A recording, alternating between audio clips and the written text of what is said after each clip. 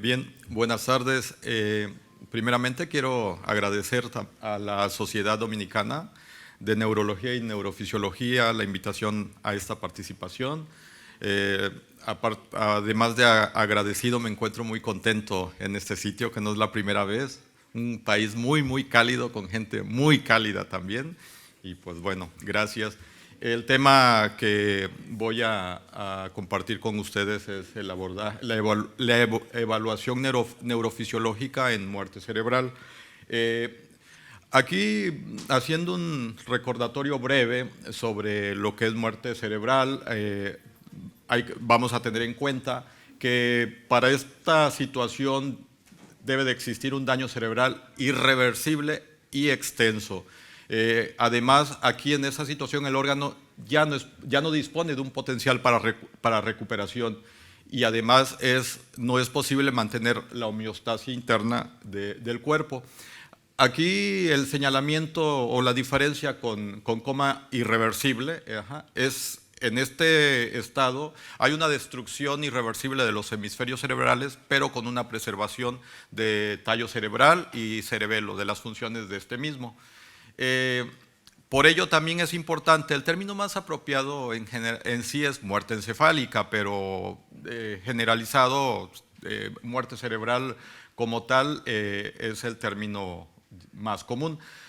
Como antecedentes, en 1959, Mollaret y Goulon fueron los primeros en describir un estado más allá del coma irreversible, y a finales de la década de los 60, en 1968, Becker, Adams y Sweet describieron ya los primeros casos como tal de muerte cerebral.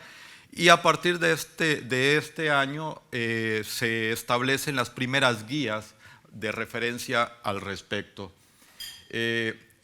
A finales de los 60 ya la Sociedad Americana de Electroencefalografía y comités afines hacen una revisión de 2.650 adultos, electroencefalogramas de pacientes adultos, con un trazo isoeléctrico.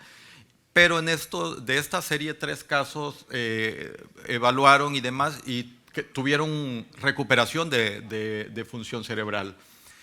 En 1970 establecen la primera edición de los requerimientos técnicos mínimos para el registro de estudios electroencefalográficos con sospecha de muerte cerebral. Algunos de estos casos reportados isoeléctricos, tras revisión, se encontraron algunas situaciones técnicas, errores técnicos sobre todo. Y aquí vale la pena recordar que también en estos años los registros se llevaban a cabo con electroencefalógrafos analógicos de papel.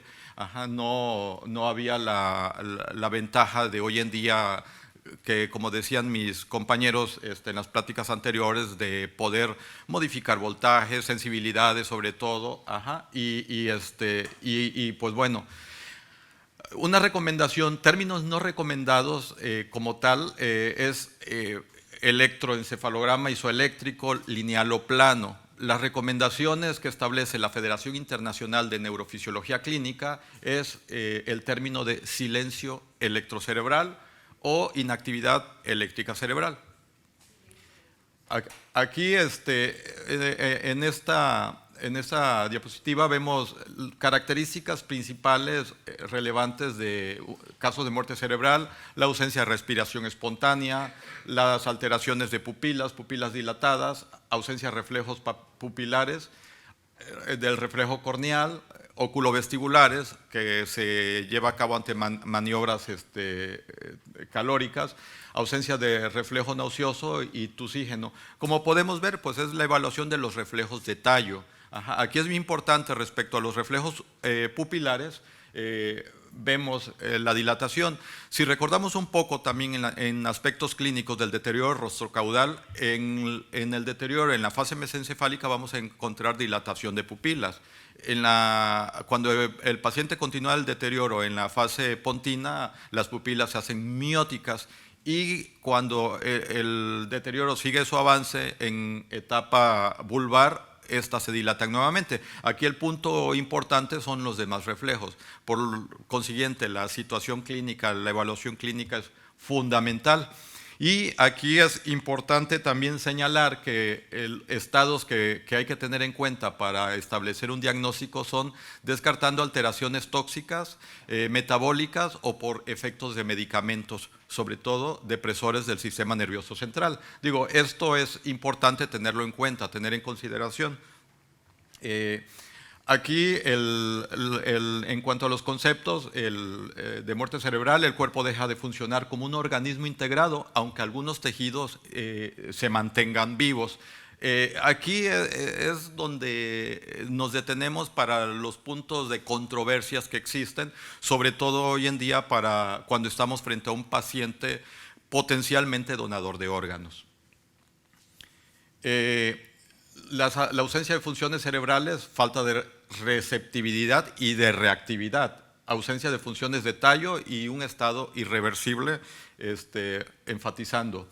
Existen varios criterios que de antaño, ya por muchos años, se han establecido, haciendo un repaso rápidamente, los criterios de Harvard, en los cuales se menciona un estado de coma sin respuesta, apnea o el test de la apnea, rápidamente recordando, esta prueba se realiza en pacientes que obviamente están con apoyo ventilatorio.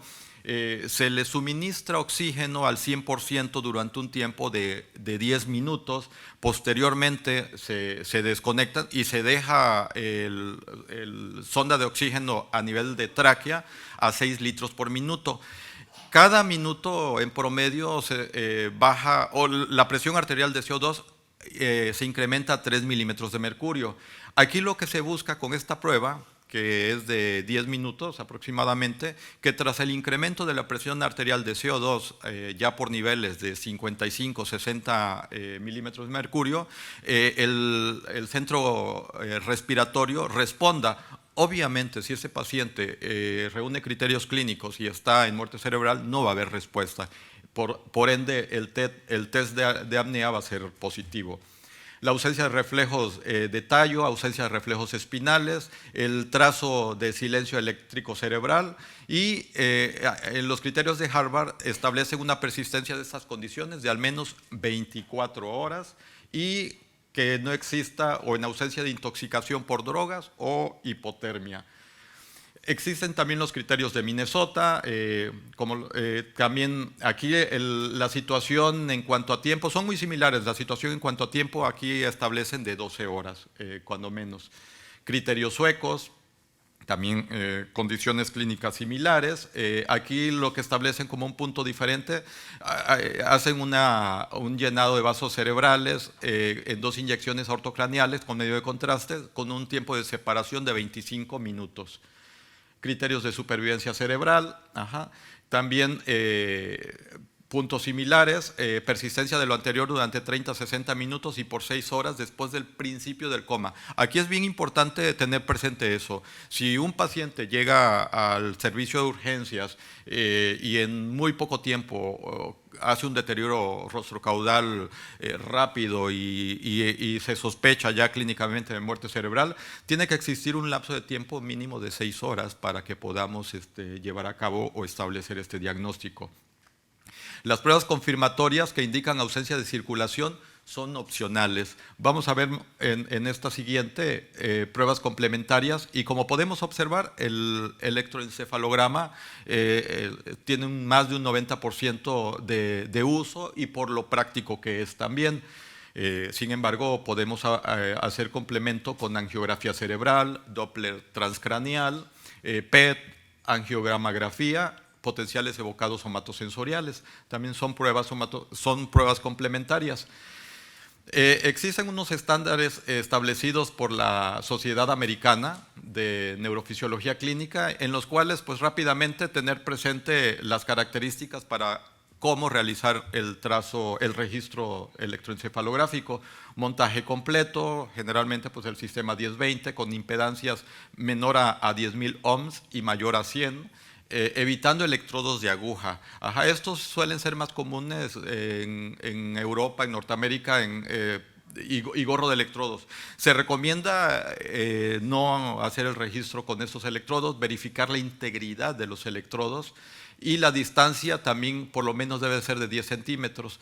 Aquí nada más recordando, en el sistema tradicional 10-20, la distancia suele ser de 6 a 6,5 centímetros. Este punto es muy, muy importante, el incremento de la sensibilidad. Los registros electroencefalográficos se realizan a una sensibilidad de 7 microvoltios. Aquí es importante subir la sensibilidad a 5, a 3 y a 2 microvoltios. Y esto se establece por un tiempo mínimo de 30 minutos. Hay cierta permisibilidad, pueden ser hasta 20 minutos hoy en día, sobre todo cuando estamos frente a un paciente potencialmente donador de órganos. Las condiciones técnicas, los filtros que debe de llevar a cabo, el registro de variables como electrocardiograma, electromiograma y la respiración, que no haya reactividad de estímulo doloroso a estímulo sonoro. Y este punto también es muy importante, como en la electroencefalografía, que se ha realizado por un técnico altamente calificado. Si existe una duda, es recomendable repetir el estudio y demás. Como mencionaba, el electroencefalograma es una herramienta disponible en la mayoría de hospitales. Nosotros en México también, excepto en los hospitales de tercer nivel de altas especialidades, donde se cuentan con las pruebas complementarias. En hospitales más pequeños es difícil contar con servicios, por ejemplo, de angiografía, gammagrafía, PETs y demás. La ventaja del electro pues es esta, se puede realizar incluso en la cabecera del paciente. Bueno, en este caso son pacientes que están generalmente en unidades de cuidados intensivos, y aquí sí es importante pues también ese punto, ¿no? La realización por la interferencia que hay de los equipos de soporte que tienen este tipo de pacientes. Bien importante ver la presencia o saber si existe, si al paciente se le administró algún fármaco depresor del sistema nervioso central, si no hay trastornos metabólicos o hipotermia. Los potenciales evocados, estos en la actualidad, pues conocidos, son pruebas diagnósticas confiables y reproducibles en la práctica clínica, una extensión cuantitativa de la exploración neurológica, y nos van a dar información objetiva de sistemas sensoriales. Específicamente aquí los potenciales somatosensoriales son los que podemos apoyarnos en ello, porque va a haber una evaluación de segmentos tanto espinales como intracraneales de la vía, y evaluando la vía somatosensorial como tal. Estos son de extremidades superiores. Aquí en este esquema vemos las respuestas y los relevos que vamos a evaluar en este tipo de potencial. De miembros inferiores igual, vemos desde el segmento periférico, el medular, y los a nivel de tallo y las respuestas corticales. Estos también constituyen una prueba complementaria. Esos son ejemplos de normales. Ese es un ejemplo de una alteración, pero a nivel de médula, no corresponde estrictamente hablando a un caso de muerte cerebral. En muerte cerebral se sugiere la realización de PES para complementar el diagnóstico de muerte cerebral. Sin embargo, se debe de considerar que no es un estudio de rutina por la variabilidad que existe a nivel interobservador. Entonces, por lo tanto, como en la diapositiva anterior las que presentaba, constituyen una prueba complementaria para estos diagnósticos. Aquí en esta tabla vamos a ver el tipo de pruebas que existen. Las primeras para determinar flujo sanguíneo cerebral, la angiografía convencional, una confiabilidad alta, pero la disponibilidad es variable. Como lo comentaba, esto normalmente en mi país, pues angiografía se cuenta únicamente en hospitales de tercer nivel, de alta especialidad. Entonces no es una prueba que esté al alcance en todas las unidades. El Doppler transcraneal igual, y aquí también es importante, además de contar con la prueba, el personal calificado que realice esto, porque también se necesita un nivel de preparación de entrenamiento importante. Angiografía por resonancia, la angiotac también tiene una confiabilidad moderada, una disponibilidad un poco mayor. La determinación de perfusión cerebral, PET, que también pues desafortunadamente no está al alcance en cuanto a la disponibilidad, esta es muy limitada.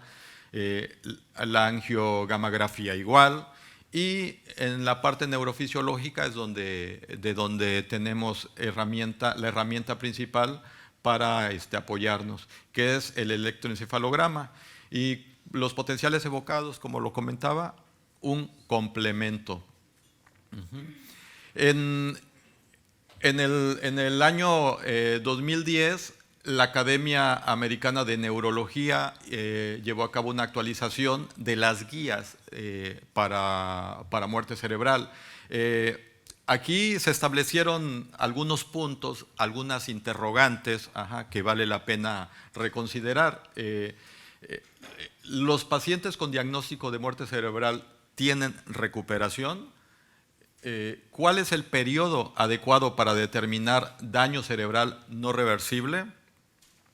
Los movimientos espontáneos son falsos en los pacientes con diagnóstico clínico de muerte cerebral, sobre todo a algunos reflejos espinales o movimientos de este tipo. ¿Cuál es la seguridad de las técnicas para determinar la apnea, la prueba de la apnea que les comentaba? Y las nuevas pruebas auxiliares identifican con mayor precisión a los pacientes para este diagnóstico. Para ello se hizo una revisión desde el año 96 a 2009. Esto, como lo comentaba, fue en 2010, está vigente, y los resultados y recomendaciones fueron las siguientes. No hay reportes de recuperación neurológica después de un diagnóstico de muerte cerebral, siempre y cuando el diagnóstico se haya llevado a cabo siguiendo los criterios de la Academia Americana de Neurología. Los movimientos complejos y los provocados por la ventilación pueden ocurrir en pacientes con este diagnóstico. No hay evidencias suficientes para determinar el periodo mínimo de observación y declarar que un paciente está en muerte cerebral. O sea, aquí todavía no hay un periodo tajantemente establecido de tiempo. La oxigenación apneica para determinar apnea es segura, pero también no hay evidencias suficientes para determinar la seguridad comparativa con otras técnicas. Y algo bien importante es, no hay suficientes evidencias para determinar si las pruebas nuevas confirman el cese de las funciones de cerebro, es decir, de muerte cerebral.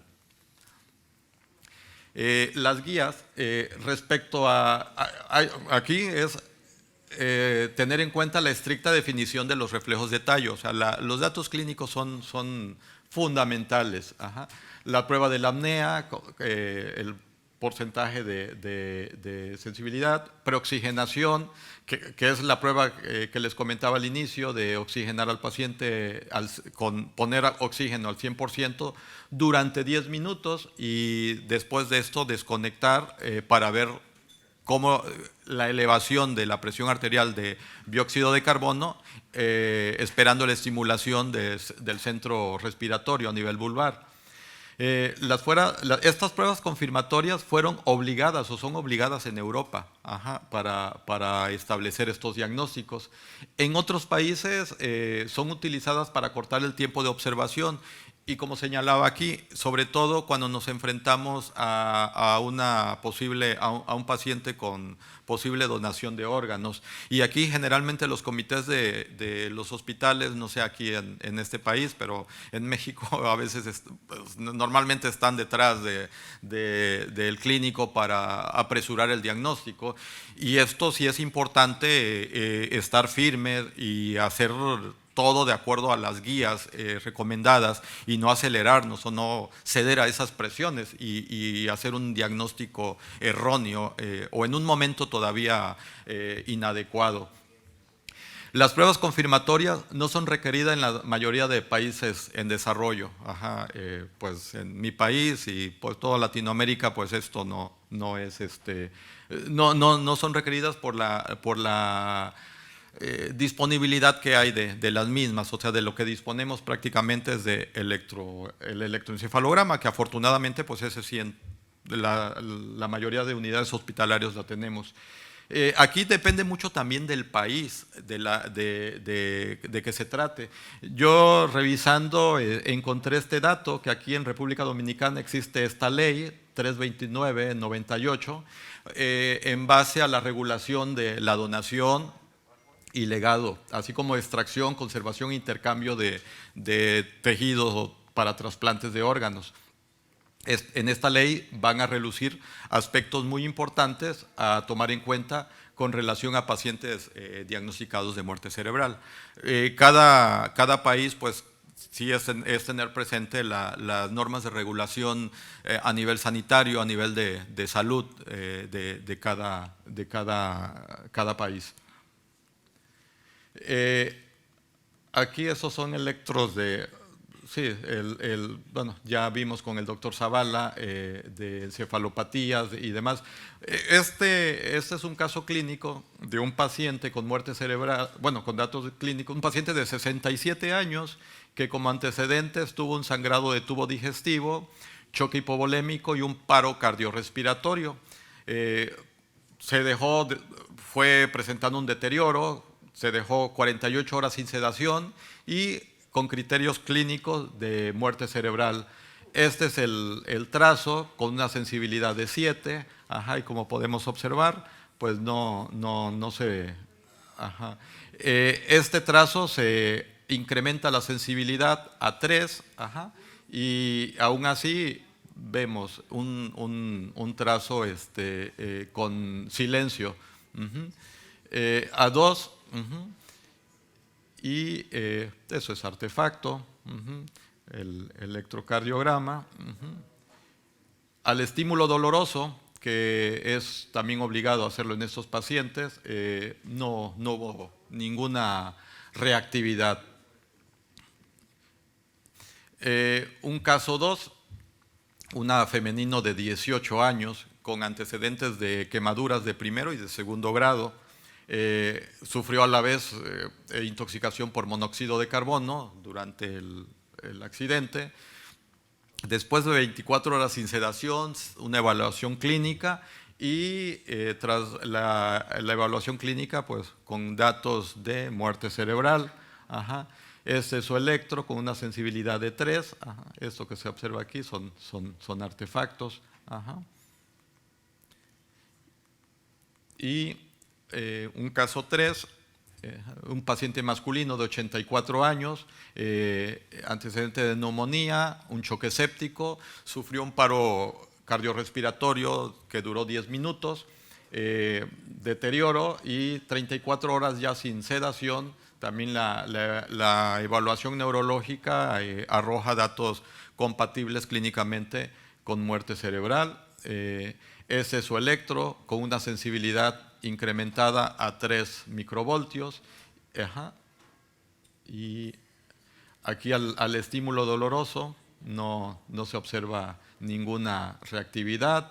Al estímulo sonoro, tampoco. Y caso 4, una paciente femenino de 41 años, posoperada de un trasplante de riñón, se complica, hace un paro cardiorrespiratorio de menos de 5 minutos de duración. Clínicamente, tras esto, presenta mioclonías, se hace un monitoreo electroencefalográfico continuo de varias horas. Al inicio se da con midazolam.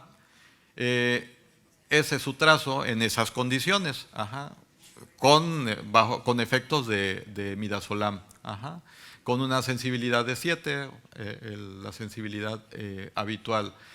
Esta paciente le manejaron levetiracetam 36 horas después, presenta falla hepática, retiran sedación y el electro pues muestra este patrón de lentificación desorganizado, una sensibilidad de 7. Esta misma paciente, 30 horas después,